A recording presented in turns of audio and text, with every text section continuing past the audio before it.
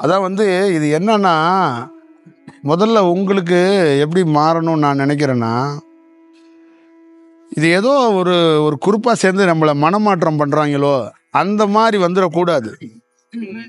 ஒன்று முதல் முதல் முதல் செயல். இரண்டாவது செயல் இந்த செயலுக்குள்ள கொஞ்சமாச்சும் உண்மைத்தன்மை உங்ககிட்ட வேணும். இது உலகத்தில் நாம் தெளிவடைகிறதுக்கான ஒரு வாய்ப்பு. அது அப்படி அந்த வாய்ப்பை போய் எனக்காகவோ அந்த அம்மாவுக்காக பண்ணால் அது வீண்.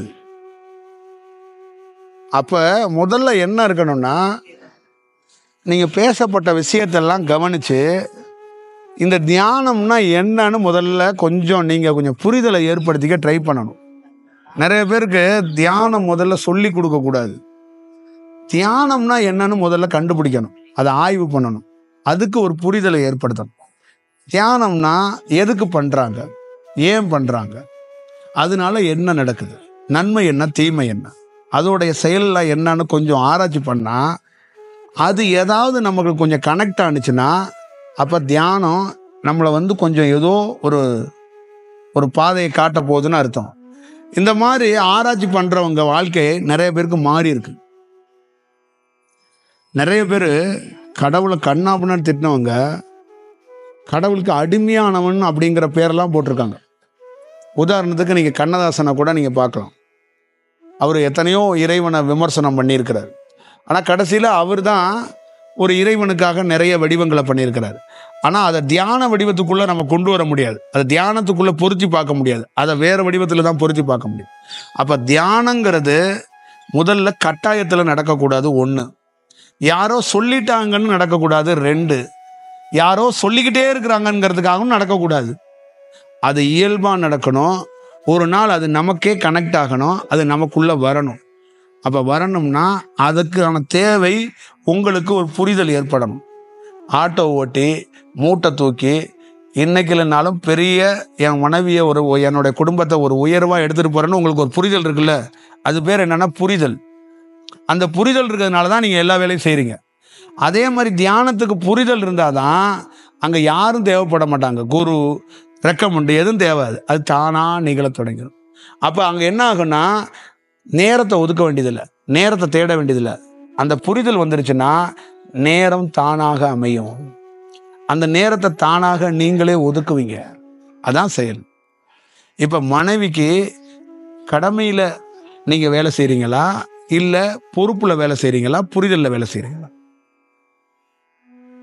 மனைவியாக வந்துட்டாங்கன்னு கடமை இருக்குப்பா, அவங்களுக்கு எல்லாமே செஞ்சு கொடுக்கணும் அப்படின்னு வேலை செய்கிறீங்களா, இல்லை புரிதலோட வேலை செய்கிறீங்களா, இல்லை பொறுப்போட வேலை செய்கிறீங்களா? கடமை. அப்போ அந்த கடமையில் நீங்கள் உழைச்சிக்கிட்டே இருக்கிறதுக்கான ஒரு சூழலுக்குள்ள ஒரு செயல் இருக்குது. அப்போ அந்த செயல் மாதிரியே தான் இந்த தியானத்துக்குள்ளேயும் ஒரு செயல் வரணும். என்னைக்கு அது உங்களுக்கு நிகழுதோ அது உங்கள் சொத்தாக மாறும். அது தியானம் வேறு வடிவத்தில் மாறும். நீங்கள் வேற ஒரு மாற்றத்தை சந்திப்பீங்க. அப்படி இல்லைன்னா உங்களுக்கு என்ன ஆகுன்னா உங்கள் மனைவி குழந்தையும் உங்கள் கடமை மட்டும்தான் பிரதானமாக முதல் இடத்துல இருக்கும், தியானம் 99வது இடத்துல இருக்கும். இவங்க ஃபோன் அடிக்கும் போது தியானமா இன்னைக்கு நான் பண்ணிட்டு உங்களுக்கு கூப்பிடுறேன் அப்படின்றீங்க. இவ்வளவுதான் விஷயம்.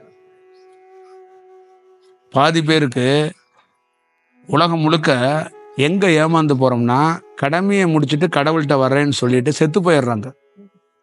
நானும் பல பேரை கடமையை முடிச்சுட்டு வருவாங்கன்னு காத்திருந்தா அவங்க சுடுகாட்டுக்கு போயிடுறாங்க. நம்ம என்னதான் பண்றது நீங்களே சொல்லுங்க.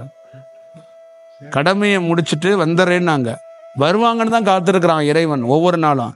ஆனால் வரமாட்டாங்க. அதுக்கு 4 பேரை ரெடி பண்ணி மூளை அடித்து பீப்பி ஊதி அவங்க சொந்தக்காரங்களாம் அழுது தூக்கி கொண்டு போய் எங்கேயோ போட்டுடுறாங்க. அவங்க இங்கிட்டு வரவே இல்லை, ஏரியா பக்கமே காணோம். பல மக்களை கடவுள் தேடிக்கிட்டே இருக்கிறாரு. ஏன்டா படைச்சி விட்டமே உயிர்கள்லாம் எங்கடா அதுங்களான்னா அவங்க அங்கேயே பிறக்கிறாங்க, அங்கேயே வாழ்கிறாங்க, அங்கேயே செத்து போயிடுறாங்க, இங்கிட்ட எவனுமே வரமாட்டான். என்னன்னு கேட்டால் அவங்க கடமையை முடிச்சுட்டு வரேன்னு சொல்லிட்டு அங்கேயே படுத்தே இருக்காங்க. சரி, அந்த வாழ்க்கையை முடிச்சுட்டாங்க, திருப்பி வரல. அடுத்தது என்னன்னா அந்த கடமை முடியலை, கடமை முடியறதுக்குள்ளே செத்து போயிட்டான். திருப்பி அந்த கடமையை முடிக்கிறதுக்குன்னே இன்னொரு பிறப்பு எடுக்கிறான். அப்பையும் எப்படா வருவானா, வரமாட்டான். இந்த கடமை எப்போதாண்டா முடியும்னா கடவுள் சொல்றாரு அது நீங்க செத்தாலும் முடியாதுன்னு கடவுளே சொல்லிக்கிறார். அப்ப அந்த கடமை அப்படின்னா என்னன்னு கண்டுபிடிக்கிறதே இந்த தியானம் தான். ஆனா உங்களுக்கு புரியுமாங்கிறது எனக்கு தெரியல. புரியுற மாதிரி நான் ஒரு தெளிவா சொல்லியிருக்கிறேன். அப்ப என்னன்னா, அந்த கடமைனா என்னன்னு முதல்ல கண்டுபிடிக்கிறதும், அந்த கடமைக்கு எவ்வளவு முக்கியத்துவம் கொடுக்குறோமோ அதே மாதிரி இந்த தியானத்துக்கு முக்கியத்துவம் கொடுக்கக்கூடாது. அந்த மாதிரி மாறதுக்கு ஒரு வாய்ப்பு உகந்ததாக வரணும். அது நிகழணும். நான் நிகழ்த்தக்கூடாது. நான் நிகழ்த்தினா அது சரியா இருக்காது. இப்போ எனக்கு தியானமே பண்ண தெரியாது. தியானம்னா என்னன்னே தெரியாது. ஊரில் கண்ணாப்புண்ணான்னு ஓடிக்கிட்டு தெரிஞ்சுக்கிட்டு இருந்தவன் தான். வேறு மாதிரி வாழ்க்கையில் செட்டில் ஆகணும், லைஃப்பை மாறணும், அப்படி இப்படின்னு தெரிஞ்சுக்கிட்டு இருந்தவன் தான். சொந்தக்காரங்களுக்கு மத்தியில் பணம் சேர்க்கணும், வீடு வாங்கணும், கார் வாங்கணும், இடையில கேப்பில் ஏதாவது ஒரு கட்சியில் சீட்டு வாங்கி எம்எல்ஏ நான் அப்படிலாம் நினச்சாள். நான் அப்படி தான் வாழ்க்கையை கட்டமைச்சு வாழ்ந்துக்கிட்டே இருந்தேன். திடீர்னு ஒரு நாள் ஒரு லாரிக்கு கீழே போய் பைக்கை விட்டுட்டு விழுந்துட்டேன். அந்த ஒரு விபத்து என் வாழ்க்கையை மொத்தமாக மாற்றி போட்டுருச்சு. அந்த ஒரே ஒரு ஆக்சிடென்ட் என்ன பண்ணிருச்சு, இந்த சொந்தக்காரன் எல்லாரும் இருக்கிறாங்கல்ல, அவங்கெல்லாம் இருந்தாலும் இந்த வாழ்க்கை முறையில் ஒரு மாற்றம் எனக்கு உருவானுச்சு. அப்போ என்ன மாற்றம் உருவானுச்சுன்னா, ஒரு மனிதன் பலவீனமாயிட்டா அவனை மேலும் பலவீனப்படுத்துறதுக்கு இந்த மனிதர்கள்லாம் துடிக்கிறாங்க. ஆறுதல்ங்கிற பேரில் பலவீனப்படுத்த தான் சொல்கிறாங்க. 25 வார்த்தை உறவினர்கள் ஹாஸ்பிட்டலில் பார்க்க வந்தவங்க 10 வார்த்தை ஆறுதலாக சொல்லிட்டு 15 வார்த்தை பலவீனமாக பேசி வச்சுட்டு போயிட்டாங்க. புரியுதுங்களா? நீ ஒழுங்கா பொழைச்சன்னா ஏப்பா லாரியில் போய் மோத போறேன்ட்டாங்க. ஒன்று. அடுத்தது, அடுத்த லாரியிலேயாச்சும் மோதாமல் பார்த்துக்கப்பா அப்படின்ட்டாங்க. திருப்பி ஏஞ்சி வருவியாப்பா. ரெண்டாவது. மூணாவது, எப்பா அந்த பொண்டாட்டி கதையெல்லாம் என்னதப்பா ஆகுறது. நாலாவது, இப்படி பண்ணுவேன்னு நான்லாம் எதிர்பார்க்கவே இல்லைப்பா. அடுத்த செக்ஷனு, என்னப்பா எல்லாரும் என்னமோ காலே ஊன முடியாதுங்கிறாங்க. இப்போ இது எல்லாருமே யார் இவங்கன்னா, ஆஸ்பத்திரியில் நம்மளை விசாரிக்க வந்தவங்க. டோட்டலா ஒரு மனிதனுடைய அந்த வலியோட தீவிரமாக இந்த 15 ரூபா 50 ரூபாய்க்கு வாங்கிட்டு வந்த கொய்யாப்பழம் ஆப்பிள் பார்த்தீங்க தான் அவங்க எல்லாருமே. அப்போ இதை வச்சுக்கிட்டு நம்ம எப்படி ஒரு செயல் வடிவம் செய்ய முடியும்? அப்போ நம்ம என்ன நினைச்சோம்னா, நம்ம குழந்தைங்க, நம்ம வாழ்க்கை, நம்ம இந்த கட்டமைப்பெல்லாம் மனிதன் மாதிரியே யோசிச்சா புட்டுக்கிட்டு விழுந்துருவோம். கண்டிப்பா இது சாத்திக்கப்படாது. இதை தாண்டி வேற ஏதோ ஒன்று இருக்கு. நிச்சயமா ஒன்று இருக்கு. இது எல்லாருமே ஒரு மாதிரி சந்தோஷமா இருந்தா, ஜெயிச்சா, பணம் இருந்தா வேற மாதிரி பேசுறாங்க, தோத்துட்டா வேற மாதிரி நடந்துக்கிறாங்க. அப்ப இந்த வெற்றி தோல்வியை தாண்டி வேற ஏதோ ஒன்று இருக்கு. அந்த புரிதலை ஏற்படுத்தினாதான் நம்ம இங்க ஸ்ட்ராங்கா நிற்க முடியும். அப்படிங்கிற அந்த புரிதல் கீழே படுத்து கிடக்கும்போது, மருத்துவமனையில் சாக கிடக்கும்போது எனக்கு ஒரு ஆலோசனை வந்துச்சு. அந்த எண்ணம் பிரதானமாக மேற்கொண்டுச்சு. அப்போ நான் எதை பிரதானமாக மருத்துவமனையிலேருந்து வெளியில் என் உடம்பு செட்பேக்காக கீழே கிடக்கும்போது எழுந்து வந்தோன்னா நான் எடுத்த முடிவு என்னன்னா, வேலை செய்யக்கூடாது, சம்பாதிக்கக்கூடாது, செட்டில் ஆகக்கூடாது. முதல்ல இந்த வாழ்க்கைன்னா என்ன கண்டுபிடிக்கணும். அதுக்கப்புறம்தான் அந்த செயல் வடிவத்துக்குள்ள போகணும் அப்படிங்கிறத தீர்மானிச்சு. அப்ப தேடுதலை தொடங்கினேன். அந்த தேடுதல் தான் என்னுடைய வாழ்க்கையை ஒட்டுமொத்தமா வேற மாதிரி பார்க்க தொடங்குனுச்சு. அப்ப எனக்கு என்ன கற்றுக் கொடுத்துச்சு, என்ன காட்டுனுச்சுன்னா, இந்த நடந்த இன்சிடென்ட்டுக்கெல்லாம் காரணம் இருக்குங்கிறத தெரிஞ்சுக்கிட்டேன். அப்ப நம்ம அழுகிறது யாராலேயே அழுகப்படலை. இது ஒரு கணக்கா இருக்கு. இது ஒரு செயல் வடிவமா இருக்கு. இப்போ ஒவ்வொரு மனிதன்கிட்டையும் கடமை இருக்கு அப்படின்னு ஓடுற ஒவ்வொரு மனிதனும் தன்னுடைய கடமைக்காக பிற 10 உயிர்களை துன்பப்படுத்துறான். புரியுதுங்களா? கடமை இருக்குங்கிறதுக்காக ஒரு மனிதன் என்ன பண்ணிடுறான், தான் குடும்பத்துக்காக யார் எப்படி போனாலும் பரவாயில்ல, எனக்கு கடமை தான் முக்கியம்னா அவன் வேற மாதிரி மாறிடுறான். அவனுடைய செயல் வடிவம் மாறி போயிடுது. அப்போ அவன் கடமைக்காக என்ன பண்ணிடுறான்னா அதிக பொய் சொல்ல ஆரம்பிச்சிடுறாங்க. பொருள் ஈட்டுறதுக்காக அவன் வேற மாதிரி வடிவமாக மாறி போயிடுறான். அவன் டோட்டலாகவே மாறி போயிடுறான். அங்கே என்னன்னா, அவன் தப்பிக்கிறதுக்கே வாய்ப்பு இல்லாமல் அந்த கடமைங்கிற பேரில் தன்னையே அவன் அழிச்சிக்கிறதுக்கான அத்தனை முயற்சியும் மேற்கொண்டுறான். அப்ப அவனை காப்பாத்திக்கிறதுக்கான ஆப்ஷனே இல்லாத அளவுக்கு போயிடலாம். இததான் நான் வறுமையில் உட்கார்ந்துருக்கும் போது கண்டுபிடிச்சேன்.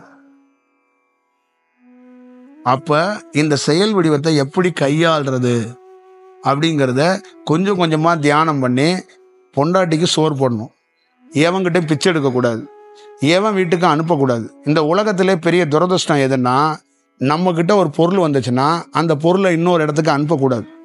அது பெரிய துரதிர்ஷ்டம்னு அது நான் நினைக்க ஆளு. அதை மாதிரி ஒரு வேலையை செய்யவே கூடாது அப்படிங்கிறது தான் முதல் நோக்கம்.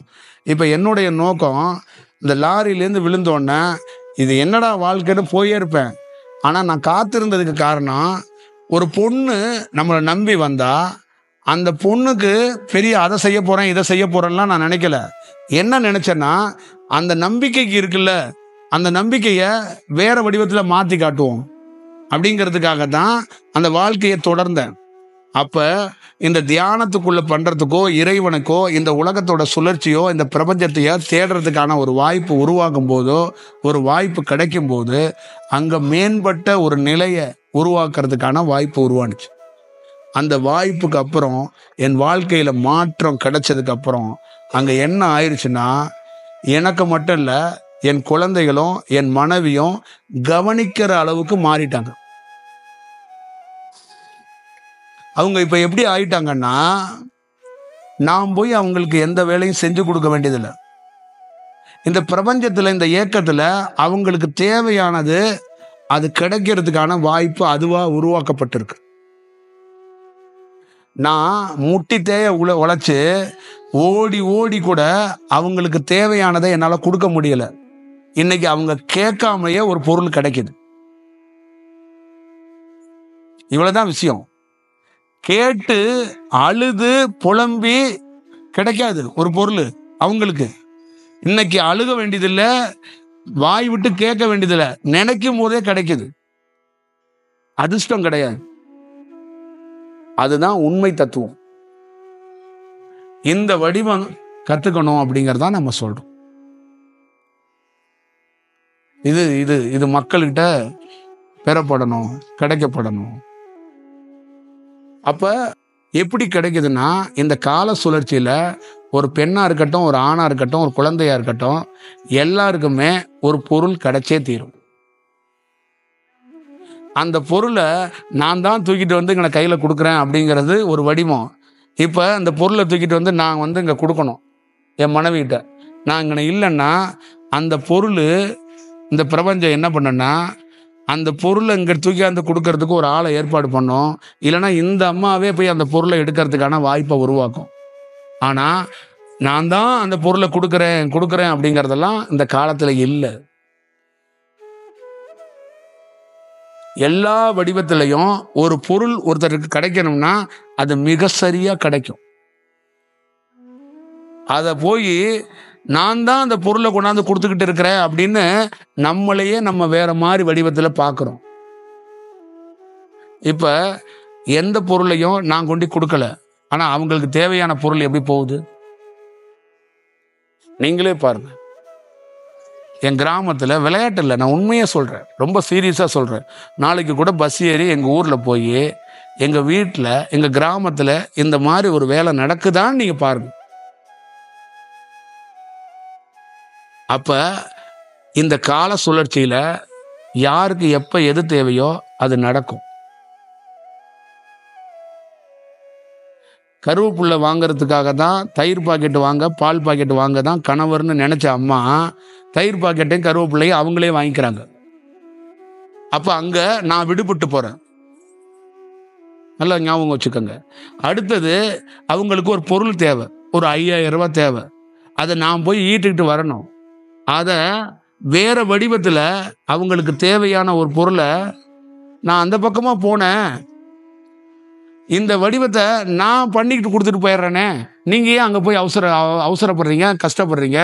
நான் பண்ணுறேன்னு ஒருத்தர் வந்து பண்ணிட்டு போயிடுறாரு. இப்போ அவங்க என்ன நினைக்கிறாங்கன்னா, வீட்டை விட்டு வந்து அந்த பொருளை போய் வாங்கணும்னு நினைக்கிறதுக்குள்ள ஒருத்தர் இந்த வழியாக வந்தேன், நானே இந்த பொருளை அங்கே வச்சுட்டு போகிறேன்னு வச்சுட்டு போயிடுறேன். இது எப்படி இருக்குன்னு பாரு. அப்போ இங்க சுழற்சியில எல்லா பொருளும் யாருக்கு எந்த பொருள் கிடைக்கணுமோ அந்த பொருள் கிடைச்சே தீரும். இப்ப நம்ம அப்பாங்கிற பொறுப்போ, மகன்கிற பொறுப்போ, தாத்தாங்கிற பொறுப்புல நம்ம ஒரு பொருளை எடுத்து கொடுக்குறோம்ல, அந்த பொருளை எடுத்து கொடுக்கறதுக்காகத்தான் நம்மளை படைச்சிருக்கான். ஆனா நாம என்ன நினைக்கிறோம்னா, இந்த கடமையை செய்யறதுக்காக தான் நம்ம வந்திருக்கோம்னு நினைக்கிறோம். இதை உணர்ந்துக்கணும். அப்ப நாம அந்த பொருளை எவ்வளவு காலகட்டத்துக்கு எடுத்து கொடுப்போம் அப்படிங்கிறதுக்கு பிரபஞ்சத்துக்கு இந்த கால சுழற்சியில தெரியும். அப்ப நம்ம அதுக்கு மேல அந்த பொருள் அவங்களுக்கு கிடைக்கணும், அதை எடுத்து கொடுக்குறவன் இன்னொரு வடிவத்துல வருவான், வேற யாரோ எடுத்து கொடுப்பாங்க. இவ்வளவுதான் விஷயம். ஒரு இடத்துல தந்தை இருந்து ஒரு பீஸ் கட்டுறாரு, தந்தை அதுக்கு மேல பீஸ் கட்ட முடியல. இன்னொருத்தர் வந்து பீஸ் கட்டுறாருன்னா தந்தை முடியலன்னு இல்லை, அதுக்கு மேல அவர் இந்த காலத்துல செய்ய முடியாது. ஆனா அந்த சமூகம் என்ன பண்ணுதுன்னா, தந்தை பலவீனமாயிட்டாருன்னு நினைக்குது. அவர் பலவீனமாகல, அதுக்கு மேல இந்த பிரபஞ்சம் அவருக்கு அந்த வாய்ப்பை வழங்கப்படல. ஏன்னா அந்த வாய்ப்பு இன்னொருத்தருக்கு வழங்கப்பட்டிருக்கு. அவர் மூலியமா தான் இவருக்கு கிடைக்க வேண்டிய பொருள் கிடைக்கணும்னு இருக்கு. இதுதான் அதோடைய உண்மை தத்துவம். ஆனா நம்ம சமூகம் என்ன பண்ணுதுன்னா, ஒரு மனிதன் பலவீனம் ஆயிட்டதுனால யாரோ ஹெல்ப் பண்ண வர்றாங்க. அப்படியெல்லாம் ஹெல்ப் பண்ணலாம் யாரும் வரமாட்டாங்க. இதுதான் இதோடைய நிஜம், ரியல். இதான் இந்த ரியல் எல்லாம் புரியணும்னா தியானம் வேணும்.